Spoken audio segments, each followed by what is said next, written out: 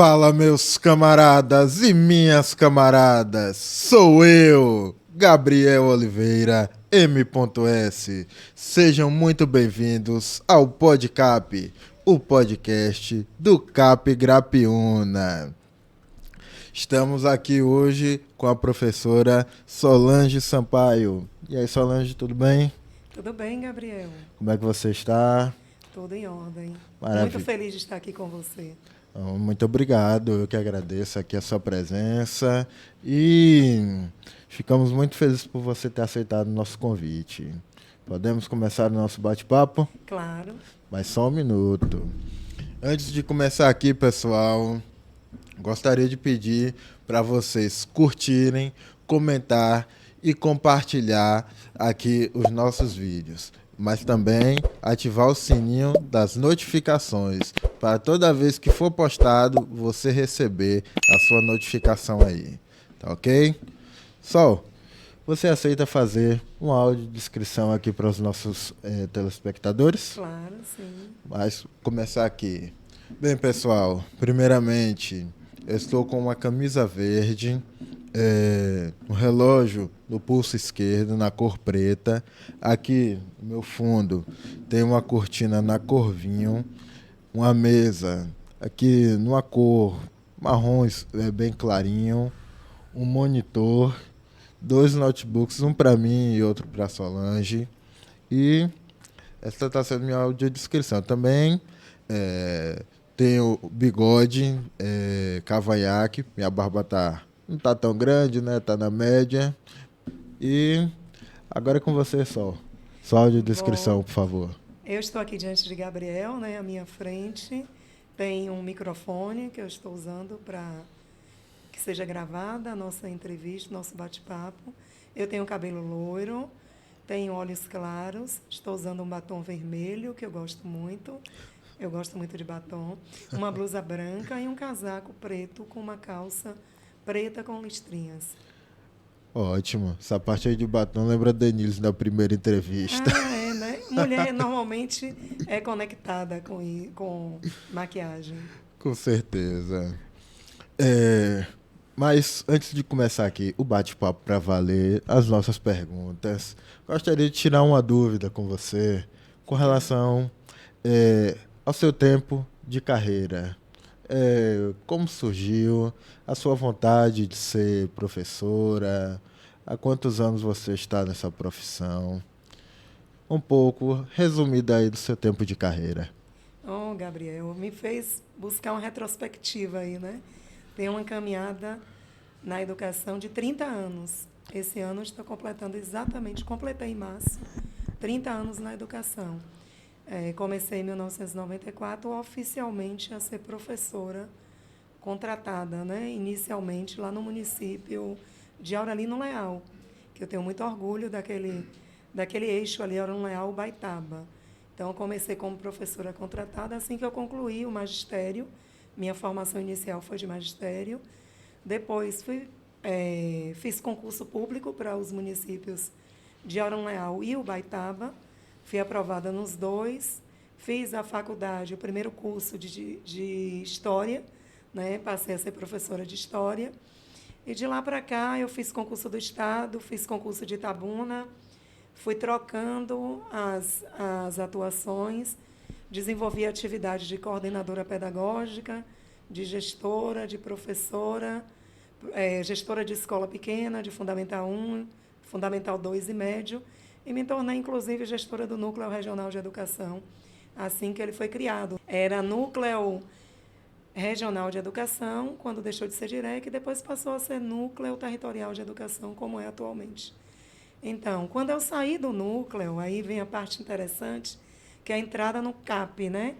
Eu já tinha um envolvimento muito grande com a educação inclusiva, com a inclusão de um modo geral e com a educação inclusiva. Participei, enquanto gestora do NTE, da reestruturação, da criação da política pública de educação no Estado, através das diretrizes da educação inclusiva na Bahia, da educação especial inclusiva na Bahia. Então, quando eu saí do NTE, eu fui lotada no CAP Grapiúna, e de lá para cá, de 2017, Até os dias de hoje, eu estou aqui no CAP atuando como professora. E dos últimos 4 anos, também formadora do CAP. Tá certo. Aqui no CAP você atende em que área? Eu trabalho com a deficiência intelectual, né, no grupo de deficiência intelectual.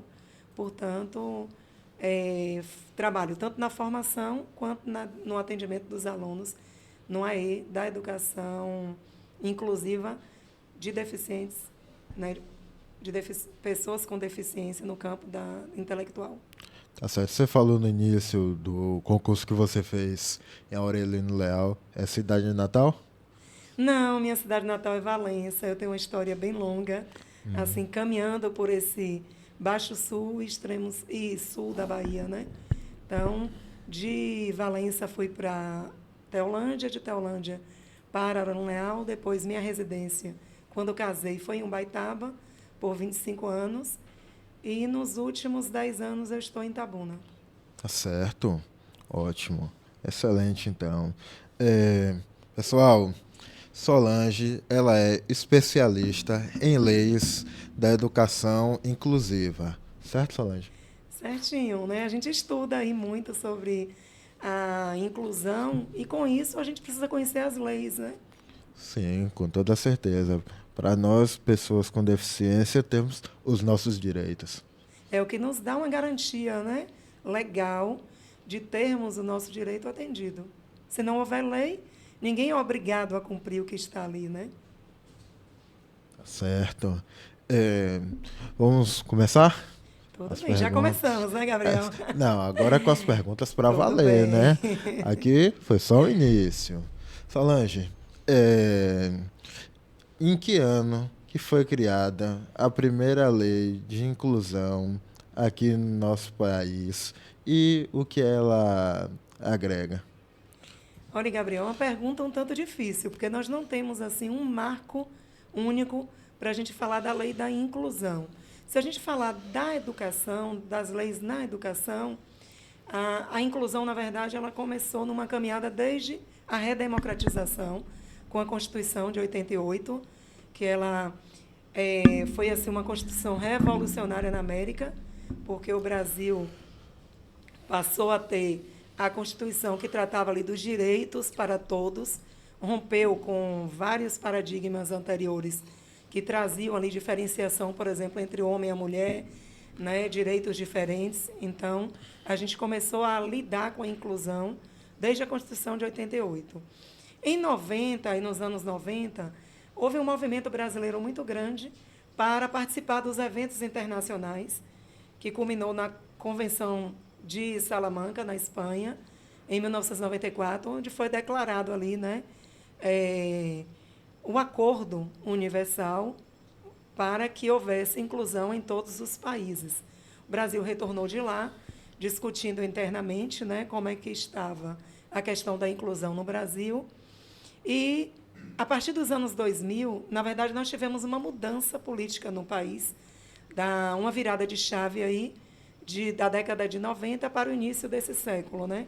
Então, governos mais ligados à esquerda venceram as eleições e efetivaram, né, uma caminhada, efetivaram em leis a caminhada que já vinha sendo feita anteriormente, na década anterior. Então, nós temos, assim, 96, a LDB, a Lei 9394/96, que tem um capítulo, capítulo 5, específico para a educação especial. Foi a primeira vez na lei da educação brasileira que colocou-se um artigo inteiro, né, sobre um capítulo inteiro com vários artigos. Nós temos também nos anos 2000, aí bem no ano 2000, a Lei 10.098, que estabeleceu normas e critérios para a promoção de acessibilidade, Gabriel. Foi muito interessante porque nós começamos a ver uma transformação, né, em todos os órgãos públicos e criou-se essa lei estabelecendo normas, critérios para que todos os órgãos de atendimento a público e órgãos públicos tivessem acessibilidade para as pessoas com deficiência desde aquele período. Então, foi muito interessante. As escolas todas passaram por reformas, financiamentos, leis complementares foram criadas para justificar o financiamento, né, o investimento, para adequar adaptar essas escolas, esses órgãos públicos, para a acessibilidade. Tá certo. Nesse caso aí, quando começou aqui no Brasil, teve algum estado ou município que colocou, que deu o pontapé inicial ou foi no geral? A lei ela foi de um modo geral, né? E exigia financiamento, mas nós tínhamos estados que tinham um envolvimento um pouco maior. A Bahia, por exemplo, que é o nosso estado, né? Sim. Ela é um estado de maioria, né? A população baiana esmagadoramente é a população negra. Então, a Bahia já tinha um histórico de luta pela inclusão, porque quando a gente fala de inclusão, a gente está falando não apenas da pessoa com deficiência, mas de todos, né? Então, a Bahia tinha um movimento muito grande já pela inclusão, pela quebra do preconceito, né, da discriminação racial. E quando essa discussão da educação inclusiva, da educação especial na perspectiva da educação inclusiva, chegou ao nosso estado, já encontrou um campo aberto e foi muito mais receptivo no nosso estado a inclusão das pessoas com deficiência nas escolas. Em 2004, Gabriel, a nossa portaria de matrícula, ela já excluiu as classes especiais, né? Então é bom relatar isso, e criou ali a distribuição dos alunos com deficiência que antes eram atendidos em classes especiais, em escolas especiais, e assegurou que todos eles estivessem nas classes comuns a partir de 2004. Tá certo. Nesse caso aí, então, não teve um estado em específico, mas a Bahia passou à frente como um dos principais. Sim, sim, nós temos destaque nesse campo. Isso aí, orgulho de ser baiano, né? Muito bem, isso mesmo. Para completar, Gabriel, aí durante a primeira década dos anos 2000, né, início do nosso século, assim, houveram muitas leis. Por exemplo, 2002, nós tivemos a implantação da lei de sinais, né, a comunicação através dos sinais. Ela foi oficializada no Brasil. 2004 foi regulamentada, né, como uma maneira de comunicação e colocada, inclusive, a necessidade de se trabalhar a formação de pessoas que iam se comunicar com os deficientes auditivos através da linguagem de sinais. E daí em diante, 2008, por exemplo, nós tivemos a criação do AE, Gabriel. Né? Foi implantado o AE em 2008. A primeira lei que trata do AE ela é de 2008. Então, é recente, né? Veja que tem um distanciamento entre a lei e a prática.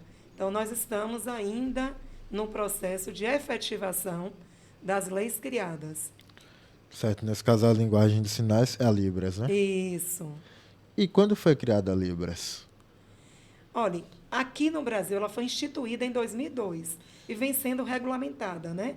A gente ainda tem uma caminhada muito grande nessa questão, porque há uma cultura de não ter efetivado, né, a formação de pessoas para trabalhar com a linguagem de sinais, e a gente tem ainda essa conquista a ser feita. 2021, nós tivemos aí uma reformulação da Lei de Libras também. Inclusive, no Brasil, Gabriel, nós temos 2 línguas oficiais, você sabe disso, né?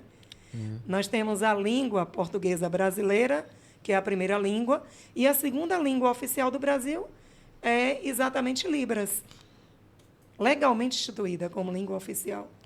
Em que ano? 2021? Foi efetivada mesmo para que houvesse... Desde 2002 ela foi instituída como língua no nosso país. Mas colocado em prática mesmo como obrigação, né? Em prática a gente está na caminhada. 2021 foi a última reformulação. Que vem cada vez mais para melhorar os nossos amigos têm a deficiência auditiva. Perfeito. Correto? E nas escolas, hoje em dia, como é que essas leis são colocadas em prática? Ainda é um desafio, né, Gabriel? Mas, assim, a gente tem a garantia da matrícula, né? É necessário que os gestores, as pessoas responsáveis pela matrícula estejam atentos a declarar, né, a pessoa com deficiência desde a sua entrada na unidade escolar, porque é fundamental para o financiamento da educação especial ter esse dado registrado, mesmo que não tenha laudo, é importante registrar ali, né, que a pessoa tem deficiência. A questão da acessibilidade nas escolas, isso já foi rompido, né, as barreiras da acessibilidade na maioria das escolas. Ainda encontramos escolas com escadas, porque a nossa estrutura construída, né, de prédios, elas têm aí mais de 20 anos. Então, prédios de 30, 40 anos que estão passando ainda por reestruturação. Mas os prédios novos, desde os anos 2000, todos eles são acessíveis. A adaptação curricular é o grande desafio da atualidade, Gabriel, porque é preparar, né, a aula numa linguagem bem comum, preparar material, preparar a aula, atendendo à necessidade de formação, de desenvolvimento de habilidades e competências do aluno, do estudante que tem alguma deficiência. Então, é focar nesse estudante para que ele tenha o desenvolvimento da aprendizagem, e a gente não está falando aí apenas da aprendizagem cognitiva. A BNCC ela traz aí os diversos campos do desenvolvimento do ser humano que a educação tem que abraçar. Então, a gente tem um desafio de adaptar material, de preparar, né, o ambiente escolar para lidar com esse aluno que tem uma necessidade especial, é garantir aí a equidade, né? Dar direitos iguais, dar condições iguais de aprendizagem para os diferentes, no mesmo espaço. Tem também uma outra necessidade que a gente tem conquistado, é o acompanhamento do cuidador quando é necessário, né, para o estudante. Então, a escola tem cuidado disso. Outra coisa muito importante é a oferta de AE. O aluno da educação especial ele tem direito ao atendimento educacional especializado no contraturno. Então, a escola tem se organizado para atender esses alunos de modo individualizado ou em pequenos grupos, no turno contrário, ou no turno oposto ao que ele tem a vivência regular com os colegas, com o professor, para que ele possa ter a oportunidade de ter atividades específicas e ser ali, né, acolhido e ter um ensino voltado para as habilidades e competências específicas dele. Tá certo. Você poderia colocar como exemplo alguns tipos de inclusão para cada tipo de deficiência, por exemplo, para o deficiente auditivo, que é a Libras, para o deficiente físico, o visual. Poderia colocar como exemplo alguns? É como eu te falei, né? A gente tem aí um desafio grande que é a adaptação mesmo de material. Então, para Libras, a gente basicamente precisa da linguagem de sinais, né? A gente precisa ter esse assessoramento, essa acolhida do aluno, né? Para que ele possa localizá-lo na classe, né? Num lugar que ele possa ter um visual melhor, não deixá-lo no fundo da sala, adequar material para, sobretudo, o intérprete de Libras, né? Para o deficiente visual, a gente tem o Braille e o material produzido em Braille, que ele também aprenda, né, a se comunicar no Braille. Tanto o aluno deficiente auditivo quanto o deficiente visual, ele precisa primeiro saber a linguagem específica para a deficiência dele, conhecer e ter ali também a pessoa para fazer, no caso de Libras, para fazer a comunicação intermediária, né, entre o professor e o aluno. E aí as outras deficiências, Gabriel, são específicas e tem também metodologias, tem orientações que são fundamentais para que o aluno possa desenvolver ali habilidades que nem ele sabia que tinha, às vezes. Com o estímulo, ele vai descobrindo, né, e com a convivência com os demais, que é fundamental. A inclusão, ela trata exatamente disso, né, dele interagir com os seus pares de idades semelhantes, ter um leque de oportunidades no espaço escolar. Tá certo. E nesse caso aí do deficiente visual também tem a pista tátil, né, como Sim, exemplo. sim. A pista tátil também. As sinalizações, de um modo geral, né, é fundamental. Isso. Eu coloco como exemplo, por exemplo, o Colégio Adeon Sauer, né? Aqui na cidade de Itabuna, que tem a pista tátil. Não só o Colégio Adeon, mas a maioria dos colégios hoje em dia que principalmente tem ensino Poxa, fugiu Tempo agora. integral? Isso. A educação Isso. de tempo integral, né? Isso. Pois é uma política também de financiamento, Gabriel, porque tudo está ligado ao recurso, né? Então, dos anos 2000 para cá, organizou-se o financiamento para a construção de novos prédios adaptados, né, aos alunos com suas múltiplas deficiências ali. Então, a pista tátil ela está dentro da perspectiva da inclusão, né, assim como as comunicações visuais, todas elas, né, táteis, para que a gente tenha aí a inclusão assegurada. Então, há um financiamento para isso e são prédios novos. Né? O governo do estado está muito preocupado nesses novos prédios que são reformados, nos prédios construídos atualmente, né? Reestruturados para todo esse processo de inclusão. Certo, aqui no CAP também, né? Que é um local onde atende pessoas específicas com deficiência. E uma curiosidade, o autista, Qual seria a curiosidade do autista, as Gabriela, leis, específica? as leis referentes ao autista, os direitos que o autista tem na educação inclusiva. Sim, a primeira lei no Brasil que vai tratar a questão dos autistas é de 2012, Gabriel. A gente tem uma lei em 2012 que vai assegurar direito aos autistas. Em 2014 essa lei foi reformulada, né? E ali foi assegurado o direito dos cuidadores, dos acompanhantes, como o órgão coloque ali a terminologia para definir, né, a nomenclatura dessas pessoas, que antes, na primeira lei de 2012, era lá, né, era tido como grau 1, autista grau 1, grau 2, grau 3. Então, lá colocava que o grau 3, o 2, do 2 para o 3, a depender do comprometimento, né, desse aluno, ele teria direito ao acompanhante na escola. E, atualmente, nós não temos mais essa terminologia, nós temos a terminologia nível de suporte, porque depende muito do comprometimento, né, para que ele tenha toda uma estrutura de suporte, terapias, acompanhamento. Então, o nível de suporte 3, normalmente ele precisa de um cuidador. Só que eu quero reforçar um pouquinho sobre autismo. Já foi falado aqui para vocês, mas aqui no podcast em outro momento, mas é importante a gente salientar que não existe apenas um perfil para o autista, né? São vários perfis. Cada autista é uma pessoa com uma reação, uma ação diferente da outra, mesmo que esteja no mesmo nível de suporte. Portanto, é um planejamento, é uma adaptação específica para atender aquele estudante no espaço escolar. Alguns autistas têm seletividade alimentar, têm muita sensibilidade com som. Então, assim, de fato um conhecer o aluno para daí preparar, né, um ambiente acolhedor de aprendizagem onde ele possa se sentir confortável. Tá certo, porque não importa, né? Se já foi colocado aqui, pois quanto mais informações, melhor, mais o conhecimento vai sendo colocado em prática, certo? Perfeito. Maravilha, então. Mas um pouquinho mais de dúvida com relação à educação inclusiva.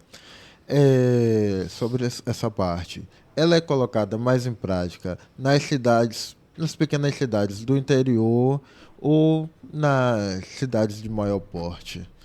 Nas cidades pequenas, digamos, de 50 mil habitantes para baixo, tem essa, essas leis são colocadas em prática rigorosamente?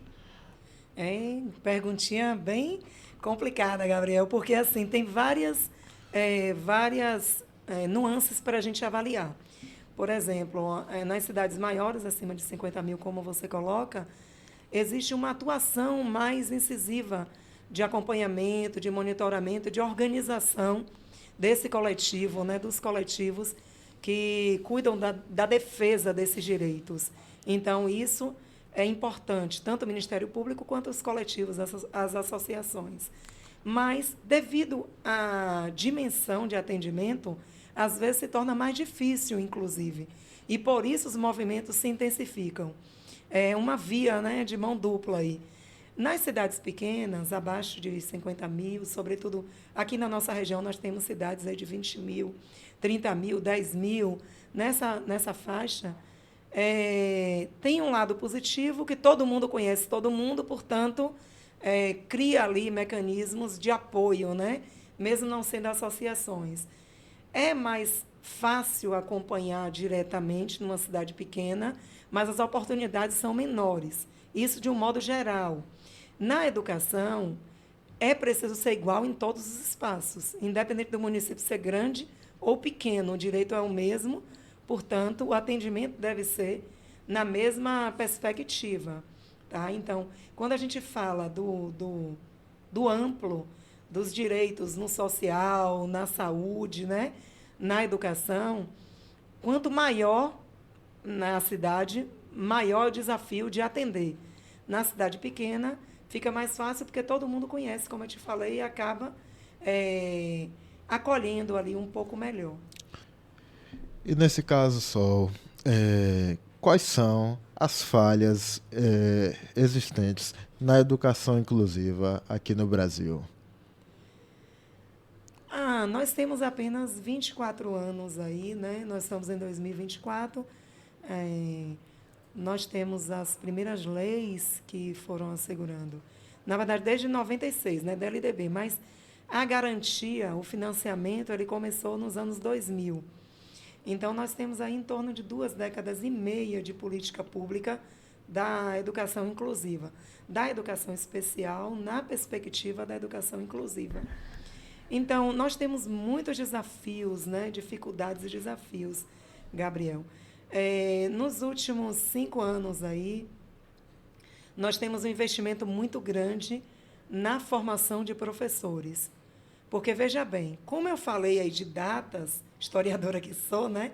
Eu gosto de me apegar a datas, porque a gente segue uma lógica, né, para compreender o contexto a partir de uma data, de uma estrutura anterior. Então, nós temos, de 2020 para cá, apenas, como eu falei, aí, ou de 2000 à atualidade, em torno de 25, 24 anos, em que os nossos professores, preste bastante atenção, viu, Gabriel? Os professores que estão hoje no processo aí de final de carreira, né, que estão na metade da carreira ou no final da carreira, eles passaram pela formação acadêmica sem ter contato com essas leis, não foram preparados na sua formação inicial, né, nas licenciaturas, a trabalhar pedagogicamente, a estarem disponíveis para eles metodologias, conhecimento das pessoas com deficiência, das deficiências que eles iriam encontrar na sala de aula. Então, uma das maiores dificuldades hoje é nós não termos uma rede de professores preparados para adaptar material, para esse processo de acolher o aluno no contexto geral do espaço da sala de aula. Então, a formação de professor ainda é o maior desafio, porque a gente está aprendendo e praticando e aprendendo. Fora que a gente ainda tem algumas resistências ali, porque é uma quebra de paradigma, né? Historicamente, as pessoas com deficiência culturalmente ficavam em casa, eram escondidas, não tinham seus direitos garantidos. Então, como agora que eu digo de 20 anos para cá, estão no nosso universo escolar, os nossos colegas, a exemplo de mim mesma, né? Eu não tive, na minha época de formação acadêmica, nenhum componente curricular, nenhuma disciplina que tratasse especificamente das pessoas com deficiência que chegariam ao espaço onde eu trabalho, a escola. Então, as pessoas estão tendo que participar aí de muitas formações, autoformação, né? Se tornarem autodidatas para buscarem conhecimento, e a rede social está aí muito preparada para isso também. Nós temos muito material bom na rede social. E os órgãos públicos, os governos, que são responsáveis por isso, estão fornecendo, né, municiando os professores com formação continuada para conhecer e trabalhar com esses alunos que estão nos seus espaços escolares. Então, a preparação de professores para atuar. Outra situação também é a integração da família, né, com a escola. Sobretudo, é importante a família participar do contexto da escola para acompanhar a formação desses estudantes. E, no caso do aluno com deficiência, é fundamental, é indispensável que a família esteja constantemente acompanhando na escola, dando feedback, né? E construindo junto esse processo de desenvolvimento do ser humano no espaço escolar. Tá certo. Mas e as dificuldades que os professores, atualmente, os, digamos que recém-formados, por exemplo, de 2010 para cá, quando essas leis já estavam sendo colocadas em prática, quais são as dificuldades que eles têm para tentar interagir, para tentar entrar em contato com essas leis, para serem colocadas em prática? Pois é, a gente tem divulgado muito essas leis. A gente tem. Porque assim, Gabriel, é, preste atenção, a lei é algo frio, a lei é algo legal, né? Está lá instituído de quem é a obrigação de fazer, né? E até orientando como fazer, definindo, melhor dizendo, né? Em orientações como fazer. Mas nós temos um processo que é romper algumas barreiras. Então, romper com a mentalidade do um mundo perfeito, a sala de aula perfeita, onde todos têm a mesma condição de aprendizagem. Então, isso não existe, independente de serem pessoas com deficiência ou não, dentro do mesmo espaço. Então, o professor ele está reaprendendo o seu mecanismo de ensino. Ele está percebendo e buscando conhecimento para atuar um pouco melhor, compreendendo o contexto. Eu vou citar uma coisa aqui bem interessante, Gabriel, que até aí os anos 2000, nós tínhamos uma diferenciação do ser humano para os demais animais, de que ele era um animal racional, não é isso? Sim. O ser humano é um animal racional, os demais animais são animais irracionais. Só que de 2000 para cá, com a questão da neurociência, né, acompanhando aí toda essa evolução do estudo do ser humano, a gente não ficou mais atido apenas à psicologia, mas a gente começou a entender como é que o cérebro humano funciona e as diferenças entre os seres humanos a partir das suas emoções. Então, hoje a gente não pode dizer que o ser humano diferencia dos outros animais apenas por ter inteligência, né? Mas ele, sobretudo por ele ser um ser de emoções. Então, a gente não pode dizer que a escola, a classe, ela é igual, ou seja, ela tem uma condição de aprendizagem igual. Cada pessoa que está ali tem uma emoção, uma reação diferente, embora todo o conhecimento anterior da psicologia, de Piaget, de Vygotsky, de tantos outros, dos processos de alfabetização, sejam validados e tenham aplicabilidade. Mas nós, hoje, temos que aprender, e o professor está nesse processo, de entender toda essa diversidade que compõe o espaço escolar.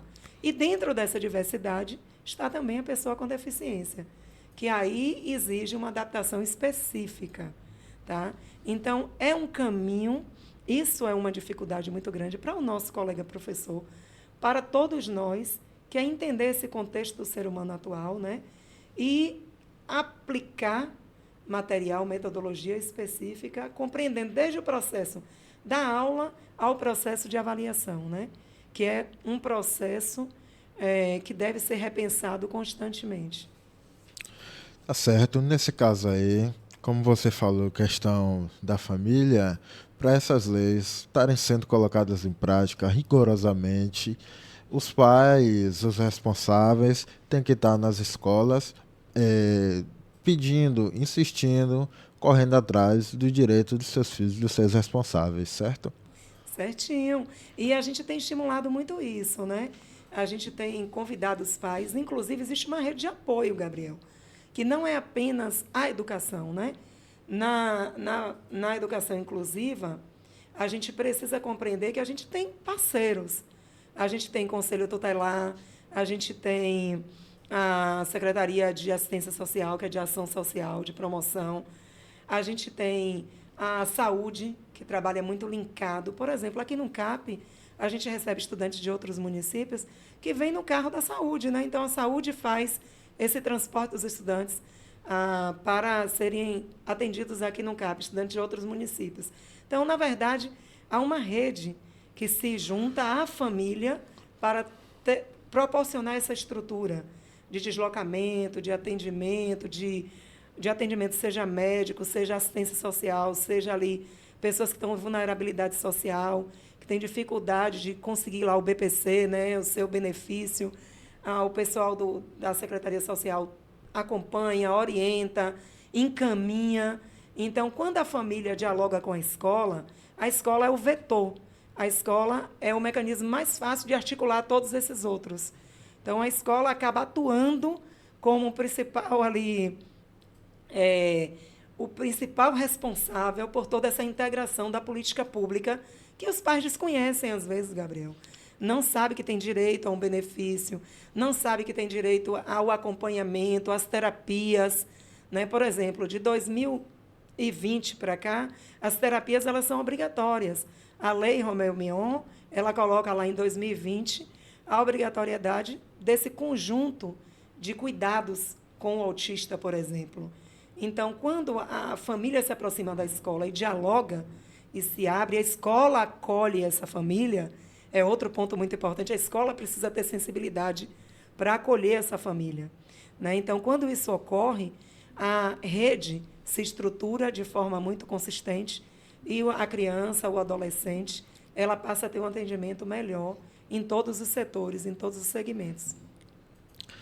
Tá certo. E você falou em relação ao psicológico e a pessoa com relação à educação inclusiva que tem a deficiência psicológica na escola, qual é a lei referente a ela?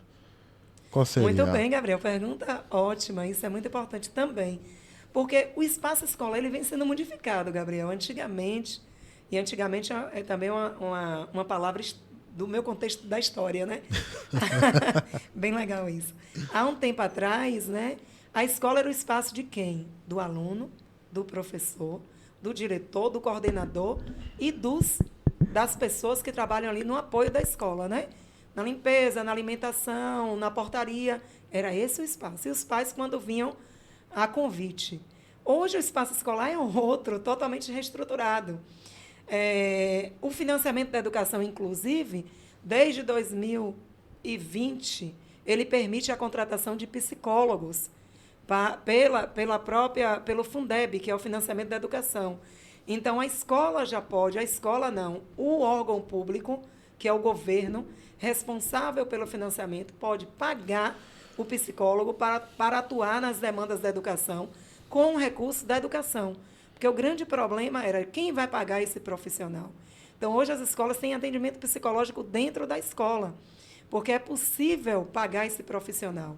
Então, o acompanhamento psicológico, essa sua pergunta foi muito importante, porque ela não vai direcionada apenas para a pessoa com deficiência, que está lá no censo declarado.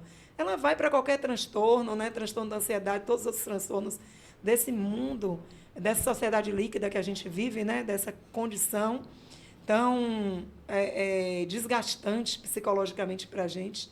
Então, esse amparo psicológico, ele está garantido, inclusive, no espaço escolar, não apenas no centro de atendimento.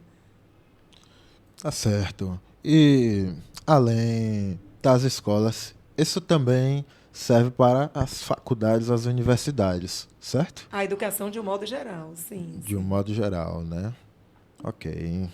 Mas, dessa forma aí, e digamos que quando não é colocado em prática, existe alguma punição, coisa do tipo? Olha, existe todo um processo, né? Primeiro é o diálogo, que sempre deve mediar. Então, a negociação. E essa negociação, ela inicialmente é feita entre as pessoas diretamente. O responsável pela unidade escolar, o pai, a família, né, quando sente essa necessidade. Não sendo atendido, existe aí Conselho Municipal de Educação, que pode ser acionado para mediar a situação. Na sequência, existe Ministério Público, que vai também inicialmente buscar uma mediação de conflitos, para depois determinar. Quando não se consegue, através dos mecanismos de acordo, de negociação, o Ministério Público ele tem a responsabilidade de fazer cumprir a lei, de garantir o direito das pessoas. Ok. E qual é o tipo de apoio, um dos principais apoios que o governo atual federal está colocando em prática? Olha, e tem a questão da formação, como eu te falei, né? O financiamento. Então, as salas de AE, os espaços nas unidades escolares, basta, Gabriel, ter lá no censo que o financiamento da educação especial ele começa a ser organizado no censo escolar. Agora, nós temos aí um desafio, que é a escola ter espaço físico para montar as salas de recursos, porque nós temos escolas muito apertadinhas, com muitas turmas. Então, às vezes, o recurso vem para a escola e o gestor fala, onde que eu vou colocar? Como que eu vou montar esse espaço para atender o meu aluno? Então, o empenho do governo em financiar, em oportunizar a formação é muito importante. E o professor precisa se abrir para esse novo, para essa reestruturação do ensino brasileiro. Você falando aí, o AE. O que é o AE? O AE é o atendimento educacional especializado.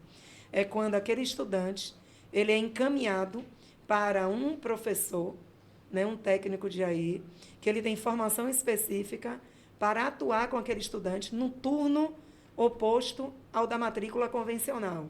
Se ele estuda de manhã, ele tem direito ao atendimento educacional especializado, que é a AE, no turno oposto.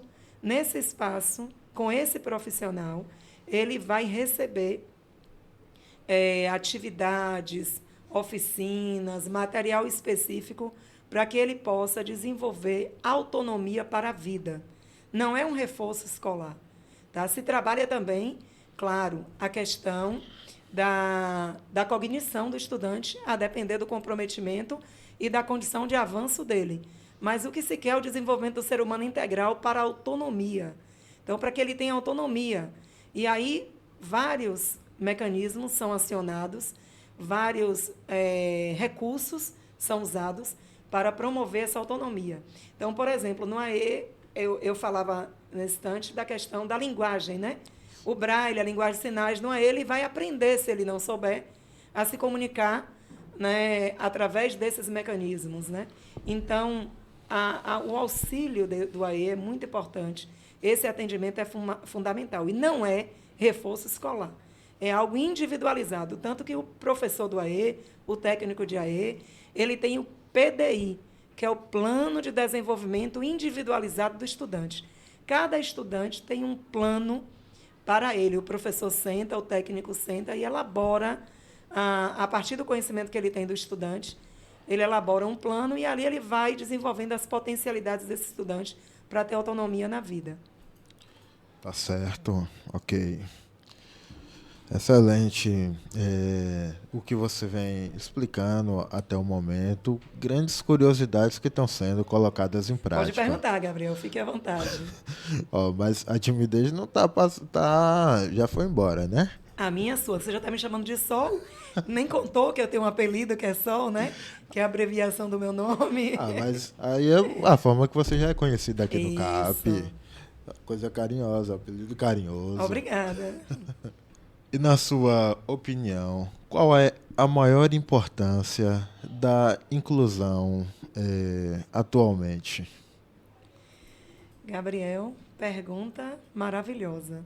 Difícil?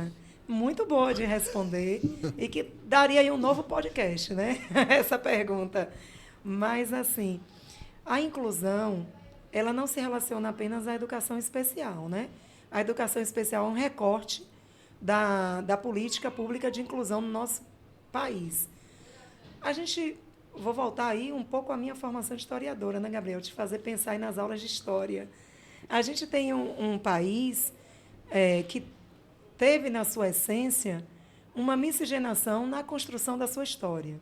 Concorda? Sim. E o tempo é seu, pode falar, porque minha matéria favorita é história na época de escola. Pronto, estamos, então, aqui numa sintonia perfeita. Então, como nós temos um país da diversidade, por conta desse contexto histórico de formação, cultural, econômico, nós temos um país de imensa desigualdade social e cultural, né? A gente tem oportunidades em umas regiões e falta de oportunidades em outras. A gente tem, né, populações mais concentradas, brancas em uma região, populações negras e indígenas em outra. Então, assim, há uma carência, uma necessidade muito grande de incluir todos e todas, embora a nossa Constituição, desde 88, como eu mencionei, ela tem esse princípio, né? A legalidade diz que todos têm os mesmos direitos de acesso, de permanência, todos têm os mesmos deveres também. No entanto, né, a gente tem uma prática, uma cultura que não condiz com o cumprimento desse mecanismo legal. A gente ainda vive o contexto do preconceito, da exclusão, da falta de oportunidades, né? E aí, de um modo geral, políticas públicas foram sendo criadas na perspectiva da inclusão, né? Então, a inclusão é o desafio que temos no nosso país, talvez o maior para os governos. E quando eu falo para os governos, porque são eles que financiam essas políticas, e mesmo financiando, está ligado ao aspecto cultural, que às vezes não é respeitado, não é atendido, não é ofertado como devia. Então, quando a gente fala de inclusão, a gente está falando de assegurar a todos os mesmos direitos, considerando as suas diferenças, respeitando as suas diferenças. Aí a gente tem negros, indígenas, ciganos, quilombolas, circense, pessoas com deficiência variadas, múltiplas. Perceba o quanto idosos, né? A gente teve que fazer no país, no mundo de um modo geral, quando se discute direitos humanos, busca-se direitos para todos os setores e segmentos. E no nosso país não é diferente. Então, a gente tem o direito da pessoa com deficiência, tem o direito, além da Constituição, tem os direitos específicos, é o desdobramento, né? Então, a inclusão, ela visa garantir esses direitos. Então, é permitir que as pessoas tenham as mesmas oportunidades. E aí, Gabriel, é uma delícia a gente viajar nesse campo, porque a gente percebe quantas coisas existem, quantas políticas públicas para permitir essa inclusão, mas que ainda vivemos as barreiras. E as barreiras, elas são invisíveis. Muitas vezes elas são construídas culturalmente e a cultura é muito difícil de ser rompida, né? Então, é um processo. Por exemplo, nós temos as cotas sociais, as cotas raciais, nós temos a inclusão de pessoas com deficiência no mercado de trabalho, que também é uma espécie de cota para a pessoa com deficiência, a diversidade de etnia, o respeito à etnia, a questão da quilombola no nosso país, a questão rural. Nós temos um país com uma grande maioria da população ainda em pequenas cidades ou núcleos rurais. Então, nós temos um país que precisa incluir e assegurar direitos. E quando a gente fala de inclusão, o princípio da palavra inclusão é colocar dentro, né? Então, é fazer com que criar mecanismos, permitir que todos tenham a mesma condição. E isso é o maior desafio, porque precisamos ter a inclusão assegurada, mas ainda temos que caminhar muito para que isso ocorra. Então, a inclusão ela é fundamental, porque ela dá ao indivíduo a dignidade, né, de exercer a sua cidadania plena. No entanto, ele esbarra em barreiras, como eu coloquei. Não são mais barreiras físicas, porque eu falei lá que desde 2000 a lei de acessibilidade ela garante que os espaços sejam acessíveis. A gente não está falando de barreiras físicas. A gente está pontuando aqui as barreiras mesmo de resistência, né? De resistência por conta da cultura e da história brasileira. Então, e, aliás, não é só no Brasil, né? Alguns campos do mundo que sofreram um processo aí de mistura de etnias enfrentam de modo muito incisivo essa questão ainda do preconceito, da falta de respeito aos direitos, da ideia de superioridade de uma cor sobre a outra, cor da pele, né? E, enfim, nós ainda temos uma prática, embora a lei diga que não pode, nós ainda temos uma prática muito excludente no nosso país. Certo, você falou da questão do Brasil. E tem outros países, aqui na América do Sul, na Europa, em outros continentes, que colocam essas leis, digamos, à risca, tem algumas falhas. Como seria em outros países? Existem países que são referências, né? Porque não passaram por esse processo histórico que acabou trazendo essa desigualdade social, acabou trazendo essa mistura de etnias Então, eles têm de modo mais assegurado, por exemplo, a Suíça, né, a Inglaterra, a Europa, de um modo geral, elas têm mais assegurado esses direitos humanos, porque também o desafio de fazer com que isso aconteça é menor. Então, veja que são populações hegemônicas na sua Constituição ali. Não há um conflito interno tão grande quanto há na América, de um modo geral, sobretudo a América do Sul, passou pelo processo dessa mistura de etnias. Então, vieram os escravos, os índios sofreram o processo de aculturação a partir da cultura europeia que chegou aqui. Então, a gente tem todo esse desafio de perceber o ser humano enquanto cidadão de direito, independente do processo étnico, do processo cultural que ele vive ou vivenciou na sua Constituição. Tá, ok. E, nesse caso, cada inclusão tem uma lei diferente, por exemplo, para o deficiente tem uma, para o negro tem outra, para o indígena tem outra, ou é tudo Perfeito, igual? não. Como eu falei, várias desdobramentos da Constituição, né? A Constituição ela é a Carta Magna, que ela traz no seu bojo ali a igualdade de direitos, e aí há o desdobramento dessas leis.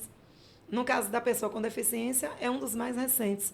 Por exemplo, o Estatuto da Pessoa com Deficiência, ele foi elaborado, constituído em 2015, depois de várias conferências, de vários movimentos no país, de várias organizações governamentais e não governamentais, para que se criasse o Estatuto da Pessoa com Deficiência em 2015 e passou a ter validade a partir de 2016, de dezembro de 2015. E teve validade a partir de 2016. Então, o Estatuto da Pessoa com Deficiência, por exemplo, ele vai trazer ali os direitos no campo da saúde, da educação, do social, da inclusão, do direito ao trabalho, né, do direito ao benefício, do direito ao lazer. Então, cada coletivo desse tem uma normatização específica. O idoso tem o Estatuto do Idoso, que assegura a ele direitos, né, de meia entrada nos órgãos públicos ou isenção total em alguns. Tem a preferência no atendimento, né, na saúde, nas filas. Tem o direito ao assento específico no ônibus. Então, os negros, por exemplo, tem leis, tem as cotas, né, as cotas raciais. Temos a lei da discriminação, né, que ela pune ali de modo bem incisivo o preconceito e a discriminação com uma punição específica. Tem o direito da mulher, né? Tem a Lei Maria da Penha. Então, para incluir, porque a mulher também foi excluída, viu, Gabriel? A mulher foi excluída durante muito tempo do processo. Então, às vezes, fala, você é feminista, é o feminismo, e não entende o contexto de luta desses coletivos para garantir que todos tenham os mesmos direitos. Então, os movimentos eles foram fundamentais, desde a época lá da ideia de se tornar o Brasil independente, né, de Portugal, lá os movimentos, os conflitos no país, as revoltas, para que conquistasse direitos, a proclamação da República. E daí a gente vem tendo vários movimentos, né, e várias leis foram instituídas específicas para lidar com uma demanda própria. Ok. Cada lei tem o seu nome, né? Correto? Certo, correto. E qual seria, por exemplo, poderia citar o nome de cada lei e por quê? Eu já falei dos estatutos, né? Sim. É muito importante a gente entender que tem os estatutos específicos. Estatuto da Criança e do Adolescente, né? A gente tem lá garantido. A gente tem o Estatuto do Idoso, o Estatuto da Pessoa com Deficiência. São as principais leis que asseguram em todos os campos. Por que eu estou falando? Tem várias leis, Gabriel, mas os estatutos, eles são fundamentais porque eles abordam de um modo mais amplo os direitos em todos os campos, como eu te disse, né? Os principais. E em todos os campos, na saúde, na educação, na cultura, no lazer, nas prioridades que cada coletivo desse tem. Então, é importante perceber cada estatuto específico da pessoa com deficiência. Como eu disse, ele é desde 2015, com validade a partir de 2016.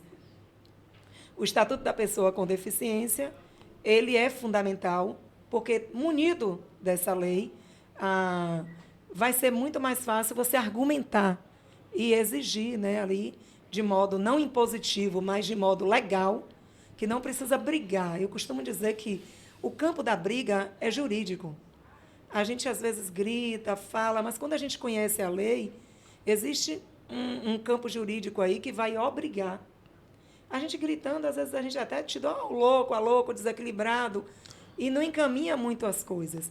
A gente tem aí os órgãos, as defensorias públicas, as instituições e os órgãos que nos amparam. Tem muita organização social e também ligada à justiça que nos amparam nesses direitos. Sim, Sol.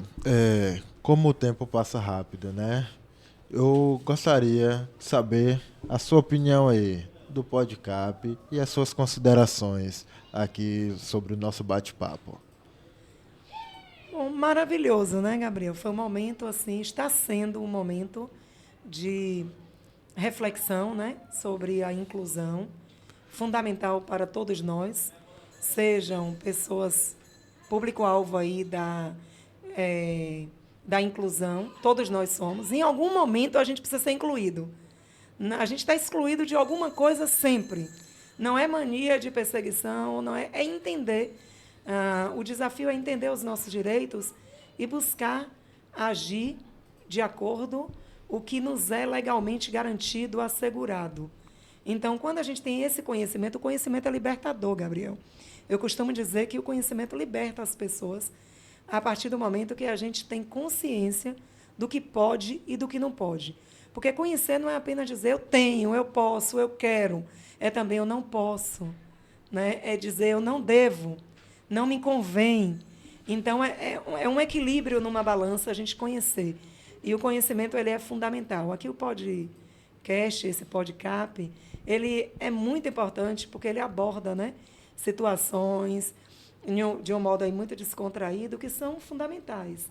No caso da inclusão, que a gente está trabalhando aqui, é o convite mesmo a conhecer os direitos, a entender o que devemos e o que não podemos fazer, o que a gente pode e o que a gente não pode, o que a gente tem de direito e o que a gente também não tem, porque eu tenho direitos e o outro precisa ter o direito dele garantido.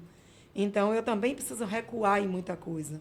E fazer uma avaliação onde a gente tem mais fraqueza, né, enquanto ser humano, e onde a gente pode colaborar com os nossos companheiros, nossos irmãos, né, nessa ideia de humanidade para garantir o direito de todos, né, considerando essas adversidades que existem. E é fundamental, Gabriel, que as pessoas com deficiência conheçam a Lei 13.146, de 2015, que você pediu nomes, é a Lei Brasileira de Inclusão para Pessoas com Deficiência, e é fundamental que conheça, é chamado também de Estatuto da Pessoa com Deficiência. E ele inicialmente foi elaborado e ele está constituído um documento com o título Viver Sem Barreiras. Viver Sem Barreiras é o Estatuto da Pessoa com Deficiência. Então, conhecer é um ato de liberdade, porque a gente fica livre de preconceito, livre de amarras que nos prende ainda a algumas situações de nos acharmos ou superior ou inferior ao outro.